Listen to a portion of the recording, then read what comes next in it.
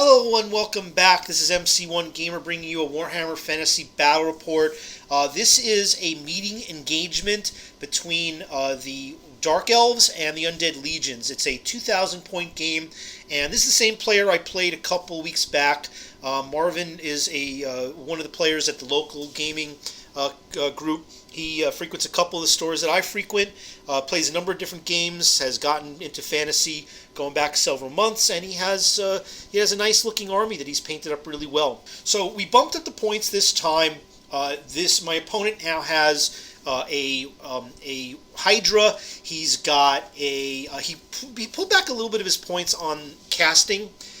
So he's only got, I believe, a level 2, but he's also got 2 units of Brolocks. And he put Hellebron on the Cauldron of Blood inside of the huge unit of Witch Elves, which is going to make that much more kill unit.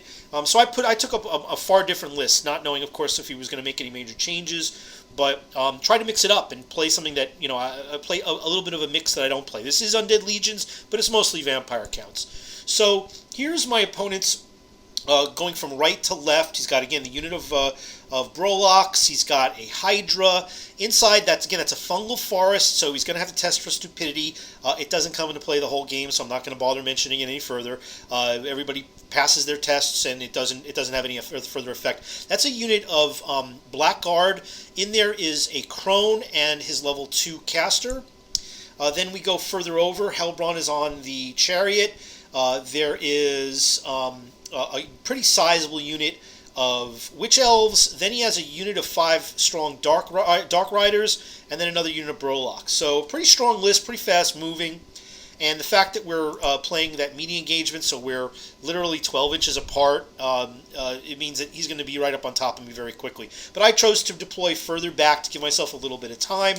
I hear from his side of the board looking in, right to left, I have a unit of 5 dogs. There's my general. I have a Strigoi Ghoul King. He's on a Terrorgeist. Now, he is sporting the Scabscrath, the sword that allows you to get a Death Shriek.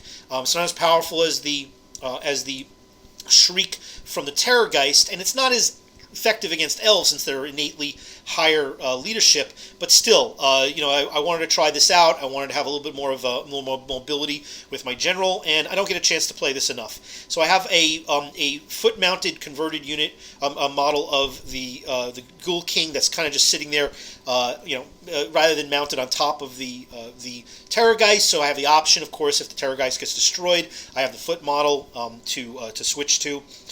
He's got a Dragonbane gem, so if there's any flaming attacks, I can switch over to, instead of the Ghoul King's 5-up regen, I can go and get a 2-up ward. He's got the other Trickster's Shard, which I completely forget about. And then I have, he's got Dread Knight, so he's got to accept and initiate challenges, which gives him a +2 weapon skill. He's also got Quick Blood and Red Fury. But I also gave him Summon Creatures of the Night. I have a lot of dogs and Fellbats on the field, so I wanted to be able to just try this out and see if I can boost these up. And he's using the Lore of Vampires, and he just defaults to the Invocation for his only spell. Moving further to the left, I have a Black Coach. I've got about 23 or 24, I believe, strong unit of ghouls in there. That's not a White King. I'm actually using that as a Tomb Prince. He's got a Talisman of Preservation. He's mainly there to give my ghouls a weapon skill 5. So 2 attacks each. They're 6 across. So I've got 11 that are going to be able to attack in any one turn. Plus the Prince does pretty well for himself. Moving further over, I have 2 units of zombies. The one in the front has no characters, but it's got standard musician.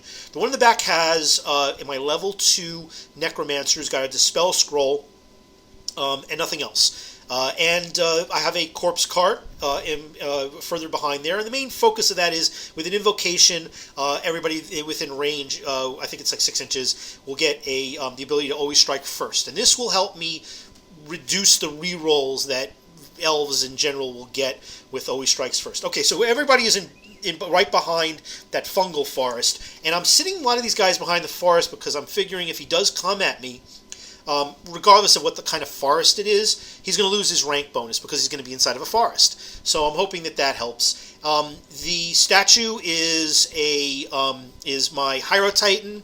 So and then I have in front of that another unit of dogs. I have one unit of a single solo Spirit Host, and then another unit of dogs. And what you can't see because I forgot to deploy it is behind this building is 2 Fellbats. These are my converted fallen, decrepit skeletal Pegasi.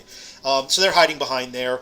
And my goal is with this, and here's the board, is to give an opportunity for, depending on Vanguards, and this is after Vanguard, is to try and fly my general from one side of the board to the other and give everybody an opportunity to march or reposition as I needed, depending on what he did.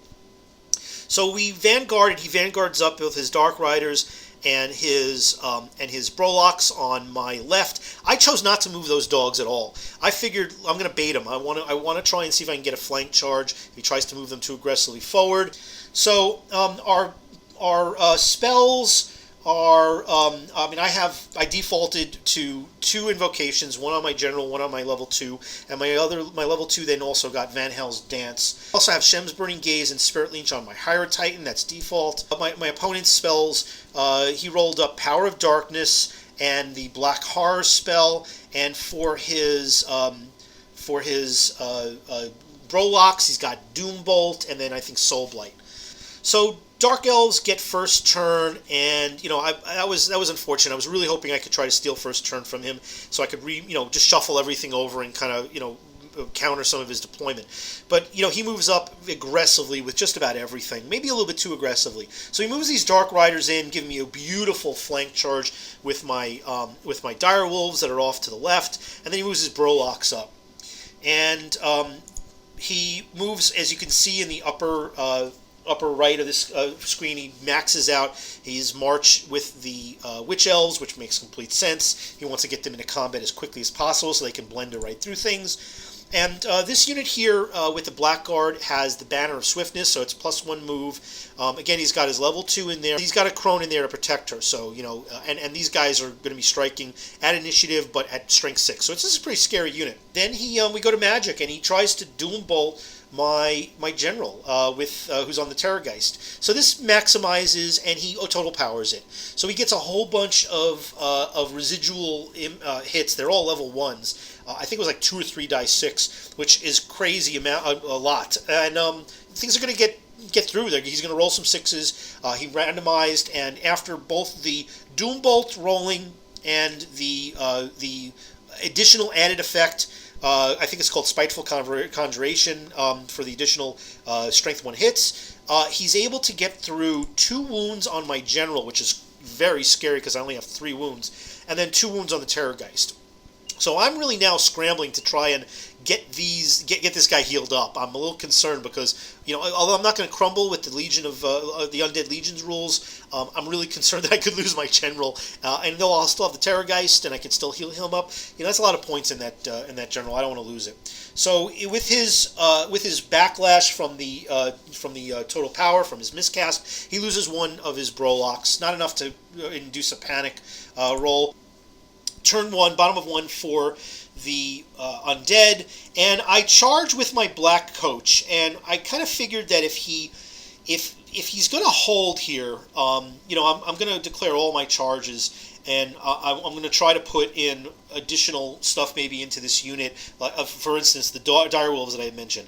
But he flees. That's what this unit is for. It's supposed to, screen up stuff so that they fail their charge, and then he can countercharge, and he would be able to countercharge with his Witch Elves. So I think it's a pretty smart and sound tactic.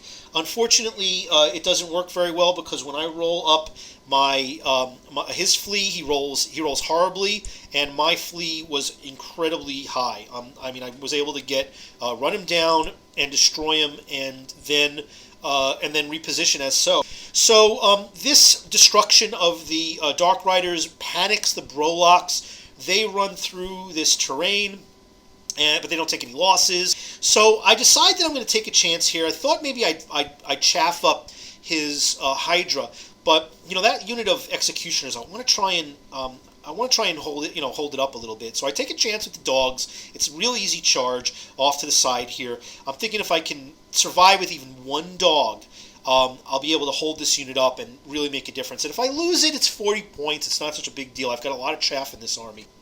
So the rest of my moves, I move my general over to the side. I had shuffled some of my infantry units, my ghouls and my zombies a little bit off to my right, just a couple of inches, so that it would be a little bit harder and a little bit longer for the witch elves to get in. And I wanted to make sure that everybody was reasonably close. If I get any augments off, that everybody would always strike first, just in case next turn he does get anybody in. So magic comes and I get 11 dice, which is great. So I start throwing down spells. I don't have a lot of them. I throw down an invocation.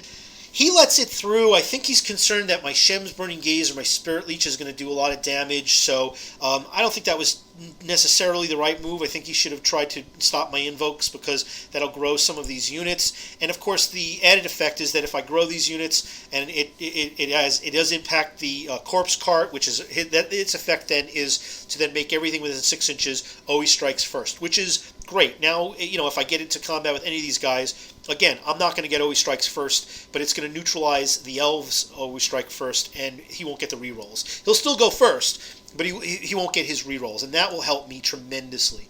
It also grows these 2 zombie units by about 4 or 5 guys each, and also has the nice added effect that I healed back some of the wounds off of the Strigoi Ghoul King between both invocations, and I managed to get with the attribute one of the wounds off from the Terrorgeist. So we move to close combat, and the dogs are just completely munched. This was a complete throwaway for this unit. I just took a chance. Sometimes you got to take these chances and see what happens.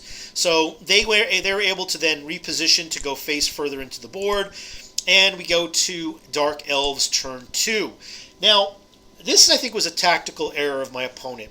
My opponent went ahead and restrained and passed the restraining roll with his Witch Elves. I think what he could have done is if he attacked with the Witch Elves, say went after, for instance, my dogs, which I moved up to kind of play with them on this side of the board. I'm hoping that I was going to bait them and pull him more towards my left, and that would give me an extra added turn before I have to deal with the Witch Elves, as I'm shuffling over my ghouls and my zombies, trying to then focus more of my attention on the right side of the board. But he would have been all the way across into my backfield, basically. So I think he shouldn't have restrained. It wouldn't have been that far away from the rest of my army, but he did so. And then he goes and charges with his executioners after my Hyro Titan. He rallies with his with the Brolox off to the left. So he's on the other side of this fungal forest, and there you can see my ghouls and my zombies just on the opposite end. And then off to the right, he moves his Hydra just a little bit around. He failed his March test a little bit around the Spirit Host, but he gives me a perfect flank charge from the Spirit Host. So those Brolox then cast Soul Blight, and he aims that onto my Hyro Titan, and it goes off irresistibly. So now my Hyro Titan is down 1 strength, down 1 toughness, making it a lot easier for these strength 6 executioners to rip right through my construct.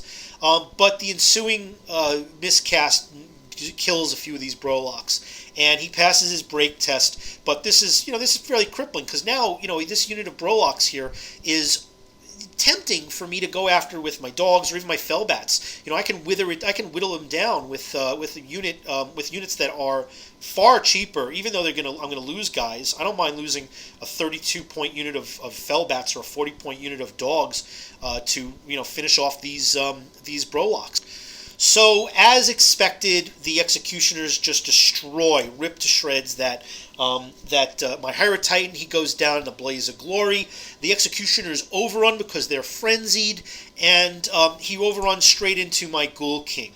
So, bottom of 2, I decide, I'm going to take I'm not going to take any chances. I got to put that Spirit Host into the side of the Hydra. I put my Direwolves into his Brolox. And then I charge with the zombies into the flank of the executioners. And as you can see, I just shuffled everybody else just a little bit off to the right.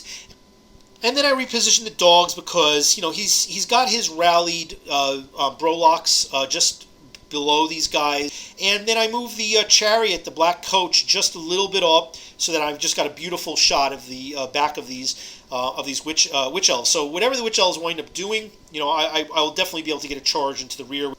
So, close combat. I issue a challenge. He answers with his champion, who gets munched. But unfortunately, it locked up his crone. His crone is still in base to base, wasn't able to make way.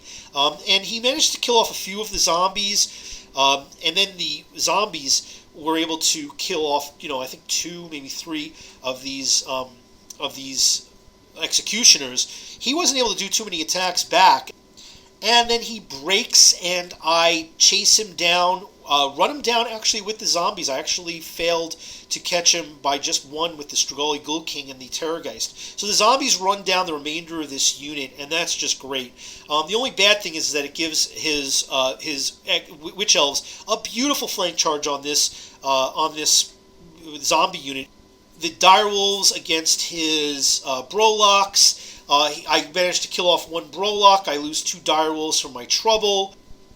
And it goes back to turn 3 for the Dark Elves. And of course he's going to go and charge, an easy charge with these Witch Elves. He doesn't restrain this time into my zombies.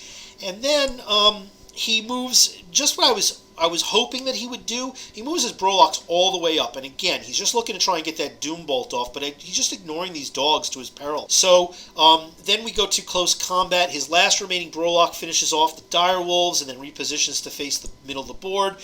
Again, a little bit of a pillow fight between the Hydra and my Spirit Host, but a 45-point Spirit Host is locking up this Hydra. He walks right through this zombie unit. I had 21, 22, maybe a few more zombies. I was just hoping maybe I'd have 1 zombie left, but it was easy to walk through them. And then when he goes to overrun, catastrophe for the Dark Elves. He rolls Snake Eyes. He stumbles forward only 2 inches. He needed, I think, a 6 to get into the flank of my general. I think what probably happened here was there were so many zombie bodies and so much ichor that they were all sliding on their high-heeled boots, and they were just, they just couldn't get as nimble as these Witch Elves were. They were, just too many zombie bodies for them to swiftly move into and overrun into my general. So my turn comes around again, and a whole bunch of charging. I decide, I got to go for broke here. If he flees, he's going to flee right off the board, so he's definitely going to hold. There's only maybe a small, slim chance I could fail his charge with my Direwolves into the flank of his Brolocks. I decide I'm going to have to go and deal with those Witch Elves, because if I give him a chance to charge into anything, he's going to get those impact hits. So I got to at least try, even if I sacrifice a unit or 2, I've got to try and lock them up and try to whittle them down and maybe scream off a few of them as time goes on. So I charge in the black coach, which has a beautiful rear charge, and then I also put a charge in with the ghouls. So now I'm going to go and put these fellbats in there, and they make it in there easily with a flank charge. Easy charge with the ghouls and the Tomb King. And then I make the charge, again, I think I needed maybe to fail with a Snake Eyes or a 3 with these Direwolves. So I make it into the flank again with his Brolocks, with my Direwolves. And here we see what's going to be just an epic combat. So this is, my slightly increased, I think now I have Killing Blow on impact hits and Killing Blow with the Karen Wraith that's driving the Black Coach. And then the Nightmares also have Killing Blow. So here's a picture of the board at this point.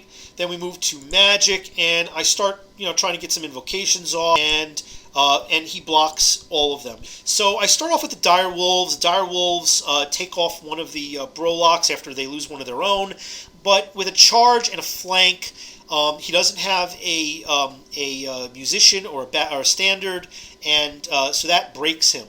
And with that, he fails and runs off the board. And that was just amazing. I mean, again, a 40-point unit of dogs able to defeat these Brolocks. Again, a little more patty cake between the Spirit Host and the Hydra. my Fellbats, I lose one for my trouble, but I'm able to finish off the last Brolock. And then my impact hits on the Witch Elves. I think I killed 3 Witch Elves with the impact hits. And then a Hellebron just opens up on my chariot. She unloads with 10 hits. Hits with everything. I roll my saves. I get 5 6s and a 5. Save 6 of these and then fail with the other 4. I mean, it was a valiant effort, but I just had to take a picture of this just because of all the 6s and the 5 there. But I lose the Black Coach. So there's 4 for his combat results, and then he only has 4 Witch Elves to fight back, or 5 Witch Elves to fight back. He goes and attacks, but with the weapon skill 5, he's not able to do a whole lot of hits with the Witch Elves, and I have a toughness 4, and even with his poisons, he just was able to kill off just 1 ghoul, and then my follow-up attacks. I mean, I get 11 ghouls plus the tomb prince, and I rip through. I kill like 9 of these Witch Elves, and with the other kills, it comes up that he needs Snake Eyes. I'm able to break him, and he flees. And then I chase after him with the ghouls, and he rolls a 7, I roll a 7, I run him down and wipe him out. So there goes Hellebron and the entire unit of Witch Elves. All he's got left is the Hydra that's having a pillow fight with the Spirit Host. And here's the board. So, I didn't lose much. I lost, some dog units, some zombie units. It was a tough fight with some heartbreaking rolls, and we just had to see what would have happened if he didn't fail his overrun and he actually impacted my Strigoi Ghoul King with Hellebron and the unit of Witch Elves into my general that's riding a Terrorgeist. What would have happened? So we go ahead and roll up this fight, and she gets the first attack because even though I have always strikes first, she has a higher initiative. Now, when we looked up the rules, it all goes off simultaneously anyway, so we just wanted to see what would happen. A what if? So she rolls up, I think, like 8 or 10 attacks and whiffs with most of them. She actually manages to do 1 wound onto my Ghoul King. And then I fight back with my Ghoul King, who's got 6 attacks. I think it's 5 because I don't get the Devastating Charge extra 1. But I'm frenzied. I have Eternal Hatred, so I get to re-roll. I've got Red Fury, and I rip right through her. I think I get 4 poison shots, and hit with we don't even roll for the additional wounds. She doesn't have enough that she can with her saves, and eventually she goes down for the count. So the Strigoi Ghoul King, amazingly enough, was able to finish off Hellebron in a 1-to-1 challenge. The Terrorgeist didn't have any impact. All the other shots didn't have any impact, and I forgot to mention he failed to wound with all the impact hits from the chariot, from the Cauldron of Blood. So here's how it ends. We just did a what if. Again, unfortunate rolls, but the odds were certainly in the favor, I think, of Hellebron to take out the Ghoul King. But with the higher weapon skill and the ability to negate the re-rolls, it really was, with a bad set of rolls, even a mediocre set of rolls, it would have been a challenge to finish off the Ghoul King right off the bat. So, and if you don't finish off the Ghoul King's going to walk right through Hellebron. I think 9 times out of 10, or maybe even, let's say 7 times out of 10, the Hellebron's going to finish off this Ghoul King. But it was amazing to see that the Ghoul King just weathered the storm and then ripped through her. So that's how the game ended. It was a lot of fun. Marvin's a really good opponent. We're gonna have a couple more games, and I'm gonna throw up some different lists so to try and change up some of the experience. But I hope you enjoyed it, and stay tuned for more. Have a great day, everybody.